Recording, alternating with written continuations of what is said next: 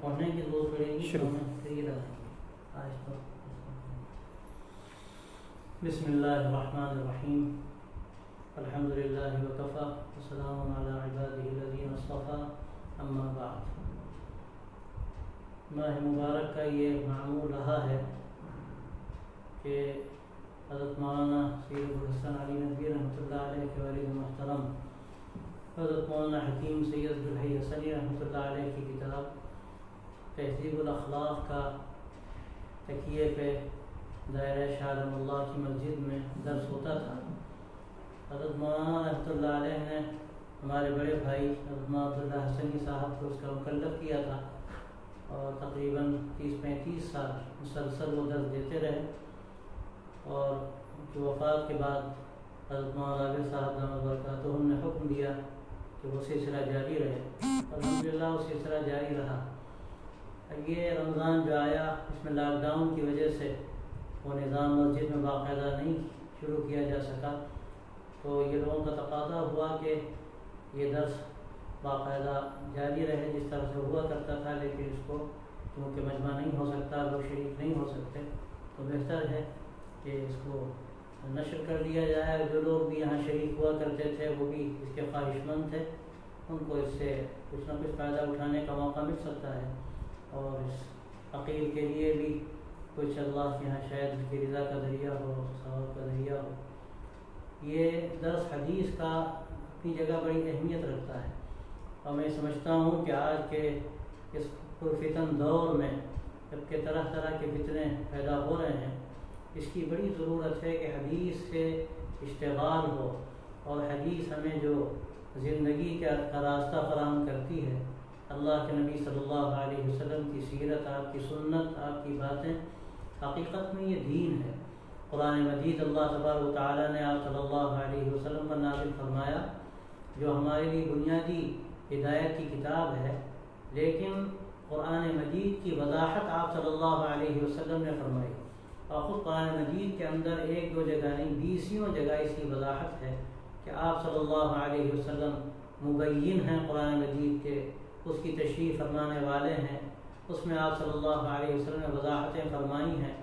اور قرآن مجید میں عجیب بات یہ ہے, کئی جگہوں پر اس کی وضاحت ہے کہ جس طرح قرآن مجید کا ماننا ضروری ہے, اسی طرح آپ صلی اللہ علیہ وسلم کی حدیثوں کو, آپ کی سنت کا ماننا, آپ صلی اللہ علیہ وسلم کے ارشادات کو ماننا ضروری ہے. اس پر ایمان لانا بھی اسی طرح ضروری ہے جس طرح سے حدیث کو ماننا, قرآن مجید کو ماننا ضروری ہے. تو اس زمانے کے جو فتنے ہیں ان میں بڑا فتنہ ہے, بہت سے لوگ یہ سمجھتے ہیں کہ قرآن مجید ہمارے لیے کافی ہے, ہم کو حدیث کی ضرورت نہیں ہے, سیرت کی ضرورت نہیں, آپ صلی اللہ علیہ وسلم نے قرآن مجید پہنچا دیا, آپ کا کام گویا کہ مکمل ہوا. یہ ایک بہت بڑا فتنہ ہے, اور خود قرآن مجید کی روح کے خلاف. قرآن مجید میں جا بجا یہ بات فرمائی گئی ہے کہ اللہ کی اطاعت کرو, اطیعوا اللہ و اطیعوا الرسول, فلا وربک لا یؤمنون حتی یحکموک فیما شجر بینہم ثم لا یجدوا فی انفسہم حرجا مما قضیت ویسلموا تسلیما. اور اس طرح کی نہ جانے کتنی آیتیں ہیں جس میں اس کی وضاحت ہے. اور سچی بات یہ ہے کہ آپ صلی اللہ علیہ وسلم جو کچھ فرماتے ہیں وہ اللہ کی طرف سے ہوتا ہے, کوئی بات آپ اپنے جی سے نہیں کہتے. قرآن مجید میں اس کی بھی وضاحت ہے, اعوذ باللہ من الشیطان الرجیم ما ینطق عن الہوی ان هو الا وحی یوحی. آپ جو فرماتے ہیں وہ اپنے جی سے نہیں کہتے, وہ تو اللہ کی طرف سے وحی ہوتی ہے جو آپ صلی اللہ علیہ وسلم پر کی جاتی ہے. تو اس پر ہمارا یقین ہونا چاہیے کہ ہمیں جو اللہ نے دین عطا فرمایا قرآن ہے, اور آپ صلی اللہ علیہ وسلم کی سنت, یہ اصل ثانی ہے. یہ دونوں بنیادی حیثیت رکھنے والے اصول ہیں, اس پر یہ پورا ہمارا نظام قائم ہے دین کا, شریعت کا, اور ہمیں جو بنیادیں ملی ہیں اس کے ساتھ جو جزیات ہمیں دی گئیں.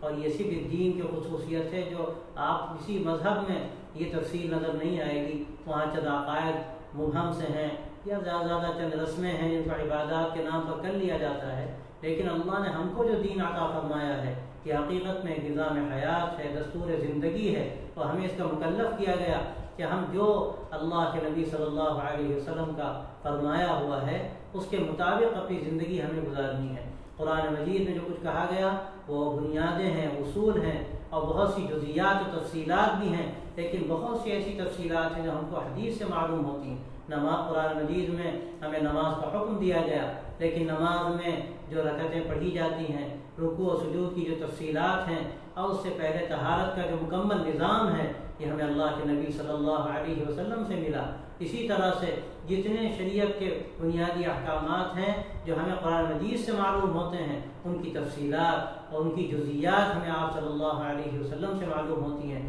اسی طرح ہمارا جو سماجی نظام ہے، معاشرت کی زندگی ہے، اس زندگی میں بھی ہمیں اللہ کے نبی صلی اللہ علیہ وسلم کی مبارک زندگی سے اصول معلوم ہوتے ہیں اور جزیات معلوم ہوتی ہیں۔ قرآن مجید میں سارے بنیادی اصول موجود ہیں، لیکن اکثر جزیات ہمیں حدیثوں سے معلوم ہوتی ہیں۔ اسی لیے آپ صلی اللہ علیہ وسلم نے اس فتنے کی طرف ایک حدیث میں اشارہ کرتے ہوئے یہ بات فرمائی تھی، ایک دور آئے گا کہ لوگ گاؤں تکیے سے ٹیک لگائے بیٹھے ہوں گے اور یہ کہیں گے کہ ہمارے لیے قرآن مجید کافی ہے۔ اور پھر آپ صلی اللہ علیہ وسلم نے فرمایا کہ جو میں نے حدیثیں بیان کی ہیں، جو باتیں میں نے بیان کی ہیں، وہ قرآن مجید کے اعتبار سے دیکھا جائے تو تعداد میں اس سے 2 گنی ہیں، اس سے زیادہ ہیں۔ اور پھر آپ صلی اللہ علیہ وسلم نے مثال بھی اس حدیث میں دی کہ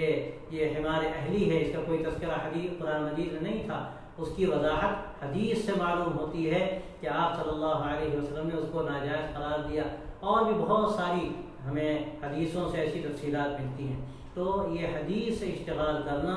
اور پھر سیرت کو پڑھنا، سنتوں کو سمجھنا اور اپنی زندگی کو اس کے مطابق بنانے کی کوشش کرنا، یہ ہمارے لیے بنیادی ضرورت ہے۔ تو اس لیے حدیث کا جو درس ہوتا ہے اس کی بڑی اہمیت ہے، اور یہ کتاب خاص طور پر جو تہذیب الاخلاق، یہ ایک مجموعہ ہے تمام بڑی بڑی کتابوں سے، جو جن کا درس بعض مرتبہ کوئی بہت زیادہ آسان نہیں ہوتا اور ان کا مطالعہ بھی عام لوگوں کے لیے آسان نہیں۔ ایک مختصر سی، بہت ہی مختصر سی کتاب مولانا عبدالحی حسنی رحمۃ اللہ علیہ نے مرتب کی تھی۔ اس میں عقائد سے لے کر عبادات تک، عبادات سے لے کر معاملات و معاشرت تک جتنی ضروری روایتیں ہیں وہ انہوں نے جمع کی ہیں، اور اسی لیے اس کا اہتمام رہا کہ اس کتاب کا یہاں درس ہو، اور یہ ان صاحب کتاب کے لیے بھی انشاءاللہ ذخیرہ آخرت ہو، اور اس کے ساتھ ساتھ سننے والوں کو جو بنیادی باتیں ہیں وہ بنیادی باتیں معلوم ہوں۔ تو اس اعتبار سے جو شروع کے ابواب ہیں، یہ درس جب سے اس ناچیز کے ذمے ہیں تو تقریباً 30-35 کے قریب ابواب ہو چکے ہیں۔ جہاں تک بات مکمل ہو چکی ہے، انشاءاللہ آگے جو درس ہوگا وہ شروع کیا جائے گا۔ جو پہلے ابواب گزر چکے ہیں، بنیادی اہم ابواب ہیں، خاص طور سے توحید کا باب ہے، پھر اعتصام کتاب و سنت بہت ہی اہم چیز ہے، اور پھر اخلاص جس پر بنیاد ہے ہمارے تمام کاموں کی، وہ سارے ابواب گزر چکے ہیں۔ میں کوشش کروں گا کہ انشاءاللہ کہ اب جو باب شروع ہوگا انشاءاللہ یہ باب التوکل ہے، جس کا آغاز انشاءاللہ میں کل کروں گا۔ تو انشاءاللہ یہاں جو حدیثیں آئیں گی اس باب کے ذیل میں مختلف جو مضامین پہلے گزر چکے ہیں، بنیادی اور ضروری اس کے متعلق جو باتیں ہیں وہ ذہن میں اگر آئیں گی انشاءاللہ میں اس کی وضاحت بھی کروں گا، تاکہ دین کا جو بنیادی ڈھانچہ ہے اس ڈھانچے کو ہم پوری طرح سے سمجھ سکیں۔ اس وقت کا بڑا مسئلہ یہ ہے توحید کے مسئلے میں کس قدر ہم سے کوتاہیاں ہوتی ہیں۔ ہمارے بہت اہم دیندار لوگ وہ اس توحید کے مسئلے کو پوری طرح سمجھ نہیں پاتے۔ اللہ تبارک و تعالیٰ کو کس طرح ماننا ہے، اور پھر کس طرح اس کی قدرت کا یقین کرنا ہے، اور پھر یہ سمجھنا کہ دنیا میں جو کچھ ہوتا ہے سب اللہ کے کرنے سے ہوتا ہے۔ ایک پتا بھی اپنی جگہ سے ہل نہیں سکتا، اور ایک ذرہ بھی اپنی جگہ سے ہٹ نہیں سکتا جب تک کہ اللہ کا حکم نہ ہو، اس کا فیصلہ نہ ہو۔ ہمیں ظاہری اسباب نظر آتے ہیں، یہ اسباب ہمیں حکم ہے اللہ کا کہ ہم اختیار کریں، لیکن اسباب پر ہمارا بھروسہ نہ ہو، بلکہ یہ سمجھیں کہ ان اسباب کے اندر طاقت اللہ پیدا کرتا ہے۔ اگر اللہ چاہے گا تو یہ اسباب کام کریں گے، اگر اللہ نہیں چاہے گا تو اسباب کام نہیں کرتے۔ آگ کا کام ہے کہ وہ جلاتی ہے، پانی کا کام ہے کہ وہ پیاس بجھاتا ہے۔ حضرت ابراہیم علیہ السلام کا واقعہ قرآن مجید کے اندر بیان کیا گیا کہ ان کو آگ میں ڈالا گیا، آگ کا کام تھا کہ وہ جلاتی، لیکن اللہ کی قدرت کی اللہ نے دکھایا، اللہ نے آگ کو برے گلزار بنا دیا۔ حضرت ابراہیم علیہ السلام ڈال دیے گئے تھے آگ میں، لیکن آگ ان کا کچھ نہیں کر سکی۔ اس طرح کے نہ جانے کتنے واقعات ہیں اللہ کی قدرت ہے، یہ اللہ اپنی قدرت دکھاتا ہے۔ تو ہمیں اس بات کو سمجھنے کی ضرورت ہے، توحید پر ہمارا عقیدہ مضبوط ہونا چاہیے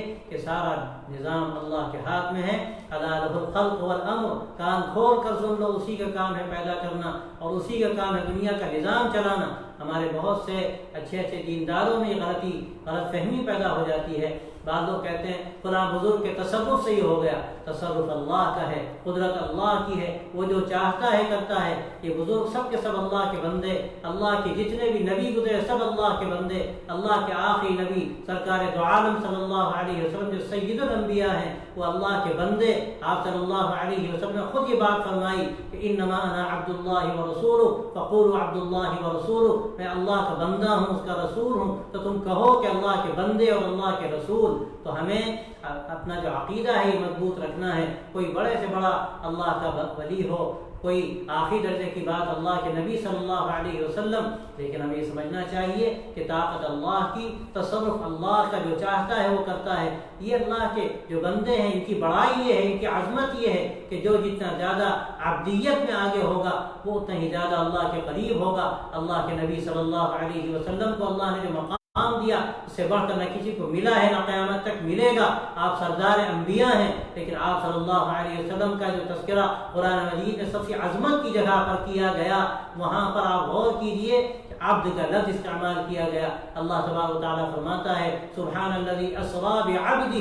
لیلا من المسجد الحرام الى المسجد الاقصی۔ معراج کا جو موقع تھا اس سے بڑھ کر کون سا شرف ہو سکتا تھا، لیکن وہاں آپ صلی اللہ علیہ وسلم کے لیے جو لفظ استعمال اللہ تبارک و تعالیٰ نے فرمایا وہ عبد کا تھا۔ اس سے آپ کا وہ مقام بیان کیا گیا جو مقام عبدیت ہے، جو سب سے زیادہ اللہ کو محبوب ہے۔ تو اللہ کے جو اولیاء ہیں ان کا مقام بھی اسی لیے ہے کہ سب کے سب اللہ کے بندے ہیں، اور ان کو اللہ تبارک و تعالیٰ نے اپنی عبدیت کے لیے منتخب کیا۔ وہ ہمیشہ اپنی اللہ کے سامنے اپنی پیشانیاں رگڑتے ہیں، اپنی دعاؤں میں اللہ سے التجا کرتے ہیں، رو رو کر مانگتے ہیں۔ تو یہ عقیدہ ہمارا مضبوط ہونا چاہیے کہ سب اللہ کے ہاتھ میں ہے، سب اس کی قدرت میں ہے۔ یقیناً حضرات کی دعائیں قبول ہوتی ہیں، لیکن اللہ مجبور نہیں ہے کہ ان کی دعائیں قبول کر ہی لے، وہ چاہے قبول کرے اور چاہے تو رد کرے، اور اس کی مثال قرآن مجید کے اندر ہے۔ آپ صلی اللہ علیہ وسلم سے بڑھ کر کون ہوگا، لیکن آپ صلی اللہ علیہ وسلم کے بارے میں بھی بات کہہ دی گئی۔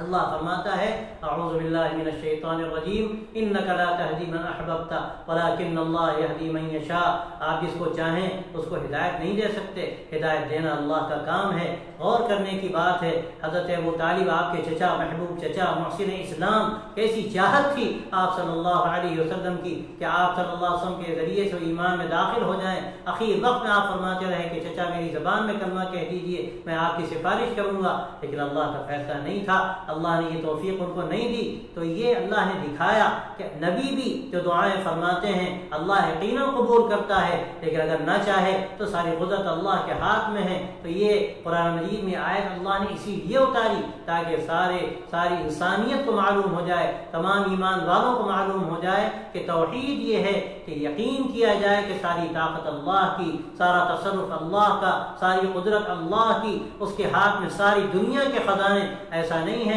جیسے بہت سے لوگ سمجھتے ہیں کہ شاہ جہاں نے تاج محل بنایا، اس کے بعد مر گیا، ختم ہوا، اب وہ دنیا جو چاہے اس کے ساتھ کرے۔ اللہ نے دنیا بنائی اور دنیا کا نظام اپنے ہاتھ میں رکھا، وہ جو چاہے گا کرے گا اور جس طرح سے چاہے گا کرے گا۔ یہ عقیدہ توحید ہمارا راسخ ہونا چاہیے، مضبوط ہونا چاہیے، یہ بنیاد ہے ہمارے تمام اس نظام کی، جس نظام کو اللہ تبارک و تعالیٰ نے ہمیں اس لیے دیا کہ ہم اس کو فالو کریں، ہم اس پر چلیں، اپنی زندگی میں اس کے مطابق بنائیں، لیکن اس کی بنیاد عقیدہ توحید پر ہے۔ یہ سب سے اہم چیز ہے، اور اس کے ساتھ ساتھ پھر ہم جو اللہ کے حکم سے، اللہ کی توفیق سے جو اچھے کام کرتے ہیں، عبادتیں انجام دیتے ہیں۔ یہ رمضان کا مبارک مہینہ سے بڑھ کر کون سا مہینہ ہے؟ یہ سید الشہور ہے۔ اس موقع پر اللہ توفیق دے رہا ہے۔ ان تمام کاموں میں جو اللہ کی توفیق سے ہو رہے ہیں، ہمیں اپنے خاص طور سے اپنی نیتوں کو بھی درست کرنے کی ضرورت ہے۔ اگر توحید نہیں تو وہ شرک جلی ہے۔ اگر آدمی شرک کی کر رہا ہے، کسی بندے کو اللہ کی قدرت میں شریک کر رہا ہے، اس کی صفات میں شریک کر رہا ہے، اور ان کاموں کو جو اللہ کے لیے خاص ہیں کسی بندے کی طرف اس کی نسبت کر رہا ہے، تو یہ شرک جلی ہے۔ اسی طرح اگر آدمی کوئی کام بڑا کر رہا ہے لیکن وہ اللہ کو راضی کرنے کے لیے نہیں کرتا، اور کسی مقصد کے لیے کر رہا ہے، کسی کو دکھانے کے لیے کر رہا ہے، کسی فائدے کے لیے دنیا کی کر رہا ہے، تو یہ شرک خفی کہلاتا ہے۔ یہ شرک خفی ہے، اور یہ جو آدمی اللہ کے لیے کام نہیں کرتا اللہ کے کام مقبول نہیں۔ فرق کیا ہے؟ اگر شرک جلی ہے تو کوئی کام مقبول نہیں، بڑے سے بڑا کام کرے، ساری دنیا اللہ کے راستے میں خرچ کر دے، لیکن خدا نہ خواستہ شرک ہے، کوئی کام اللہ کے مقبول نہیں۔ اور یہ شرک خفی ایسا ہوتا ہے کہ جس کام میں نیت فاسد ہوگی اور جس کام کو اللہ کے لیے نہیں کرے گا، دنیا کسی مقصد کے لیے کرے گا، کسی اپنے فائدے کے لیے کرے گا، تو اس کا نقصان یہ ہوگا کہ وہ کام اللہ کے قبول نہیں کیا جائے گا، منہ پہ پھینک کے مار دیا جائے گا، نماز قبول نہیں ہوگی، یہ روزہ ہوگا۔ حدیث میں یہ بات فرما دی گئی، من صام رمضان ایمانا واحتسابا من ذنبی، کہ جو رمضان مبارک کے روزے رکھتا ہے اللہ کے ثواب کی لالچ میں، اللہ کے ثواب کی لالچ میں اور اللہ کرتے ہوئے، اللہ اس کے سب گناہوں کو معاف کر دیں گے۔ آپ غور کیجئے، رمضان کا مبارک مہینہ روزہ کون رکھتا ہے؟ اللہ کے علاوہ کسی اور کے لیے روزہ رکھے گا، لیکن چونکہ یہ خطرہ تھا، وسلم نے اس کے بارے میں یہ بات کہہ دی، روزہ بھی اللہ کے لیے، تلاوت بھی اللہ، دوسروں پہ خرچ کرنا یہ بھی اللہ کے لیے۔ یہ میں نے عرض کیا تھا کل کہ یہ ایثار کا مہینہ، غمگساری کا مہینہ، مواسات کا مہینہ ہے، اس میں آدمی دوسروں کی خدمت کر رہا ہے۔ گھروں میں جیسے آج کل کے ان حالات پہ ضرورت بھی ہے، کٹس پہنچائی جا رہی ہے، غلے کی تقسیم ہو رہی ہے، آدمی اگر اس میں اللہ کی رضا کو پیش نظر رکھے، اللہ کو راضی کرنے کے لیے کرے، تو یقیناً اتنے بڑے اجر کی بات ہے کہ کل مرنے کے بعد، لیکن اگر خدا نخواستہ اپنی ذات کو دکھانا، میں تو یہاں تک کہتا ہوں اپنے کام کو دکھانا مقصود ہے، تو یہ اللہ کی رضا کی بات نہیں، مقصد ہے کہ اللہ کا جو دین ہے، اسلام کی جو حقیقت ہے، وہ اللہ کے بندوں کے سامنے آئے، اسلام کیا کہتا ہے، ہمارے طرز عمل سے اسلام کی صحیح تصویر لوگوں کے سامنے جائے، یہ مقصد ہو، اسلام کی تصویر کو صاف کرنا، تو یقیناً یہ اللہ کی رضا کا ذریعہ ہے، بہت بڑا عمل ہے، لیکن ہمیں ہمیشہ اپنے تمام کاموں کا ہم جو کریں تو انشاءاللہ ہمارے تمام کام اللہ کیا مقبول ہوں گے۔ ہماری حسن نیت، اور پھر نیت کے اندر پیدا ہوتا ہے اللہ کو راضی کرنے کا، اور اس کے نتیجے میں اللہ سے ایک تعلق کی ہوتی ہے، الہی کا بہت بڑا ذریعہ ہے، اس سے اعمال میں جان پیدا ہوتی ہے، طاقت پیدا ہوتی ہے، اور جیسے حدیث میں آتا ہے کہ ایک آدمی کام کرتا ہے 10 گنا اجر ملتا ہے، رمضان میں 10 گنا اجر ملتا ہے، اور حدیث میں بھی اشارہ ہے کہ اس کے بعد اضعاف مضاعفہ ملتا ہے، 700 گنا، ہزاروں گنا اللہ دینے پر ہے۔ یہ جو کچھ ملتا ہے یہ اعمال کی جو کیفیات ہیں اور اس کی حسن نیت کی جو شکلیں ہیں، یہ ان شکلوں پر ملتا ہے۔ ہماری نیتیں درست ہوں گی اور اس کے ساتھ ساتھ ہم اپنے عقیدے کو مضبوط کر لیں گے۔ جو بڑی بنیادیں ہیں، میں نے شروع میں خاص طور سے بطور تمہید کے ان دونوں باتوں کی، جو بھی ہمارے اعمال ہوں گے، جو اخلاق کی باتیں کی جائیں گی، ان کی بنیاد ان 2 باتوں پر ہے۔ ہمارا توحید کا عقیدہ مضبوط ہو، ہمارے اندر اللہ کی رضا کا جذبہ ہو، اس کو اخلاص کہتے ہیں۔ یہ 2 ایسے پہیے ہیں کہ انشاءاللہ ہم نے اپنی گاڑی چلا دی تو انشاءاللہ ہم منزل تک پہنچیں گے، اللہ کی رضا بھی ہم کو حاصل ہوگی، اور اس کے ذریعے سے ہم دین و دنیا کی بھلائیاں حاصل کر سکتے ہیں۔ اور اس وقت جو حالات ہیں مسلمانوں کے، بہت اسلام کے سانچے میں ڈھالنے کی کوشش کریں، ہماری نیتیں بھی درست ہوں اور پھر ہمارے اعمال بھی درست ہوں، انشاءاللہ آگے گاہے بگاہے جو چیزیں ضروری ہیں، سماج کی ضرورت ہے، ہماری اخلاقی ضروریات ہیں، ان کے بارے میں تفصیلات عرض کی جاتی رہیں گی۔ اللہ تبارک و تعالی جو باتیں بھی کہی جا رہی ہیں، کہنے والے کو بھی توفیق دے، وہ سب سے کو بھی اللہ تعالیٰ عمل پر لے آئے، عمل کی توفیق عطا فرمائے اور کیفیات اس کو بھی عطا فرمائے، آپ حضرات کو بھی، تمام سننے والوں کو بھی اللہ تبارک و تعالیٰ یہ کیفیات عقیدے کو اللہ مضبوط فرمائے۔ وآخر دعوانا ان الحمد للہ۔